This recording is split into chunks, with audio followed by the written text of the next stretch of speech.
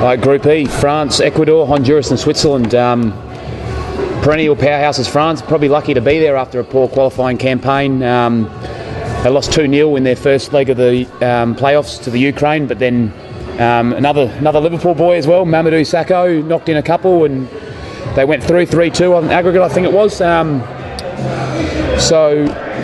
So many high quality footballers for France. Then you got Switzerland.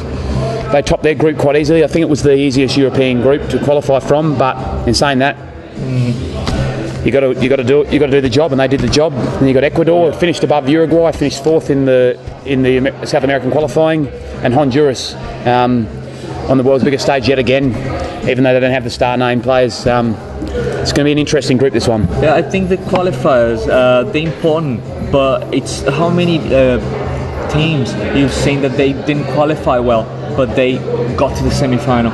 You know, they got to the quarterfinals. Exactly. So I think it's hard. The qualifiers are really hard because you think you're just going to qualify, so you don't even play the way you would play for when you play in a World Cup. But I think that Switzerland and France will probably go through. France is not that France that we used to with Zidane and Vieira and all these players, but I think they can still qualify, like go through. Exactly, they got a great midfield. Frank Ribéry, he's one of the best players in the world. He's year in year out at Bayern Munich. He's unbelievable. For the French national team, he's unbelievable. They've got a strong defence. Some great young players coming through. Rafael Varane at Real Madrid, like I said before, Mamadou Sakho. Some of these kids, the central defenders, are really good footballers.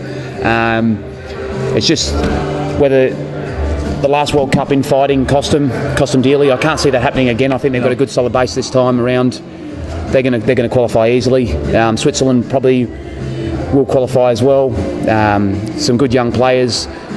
Only time will tell. Ecuador is a funny one for me. I watched them play in London against Australia. They beat Australia 4-3. It was a crazy game. Just a friendly, but Antonio Valencia for Manchester United holds the key really there for them. Yep. He's so quick. It's just whether... He's quick and strong, and he's just... well, I think that France and Switzerland, they have better chance against the other two, but I think it's not going to be easy. No, it's definitely not going to be easy. Honduras on their day, they can spring a surprise, but yeah, for me, I can't look past France and Switzerland for this one.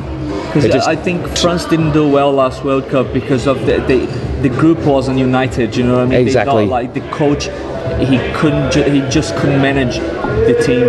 Yep. So, but now I think that I totally agree. Things changed, and like you said, they have strong defenders and all that, and I think all that together with a good coach.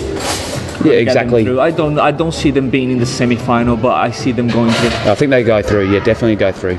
But whether they go further than that, I'm not so sure. Yeah.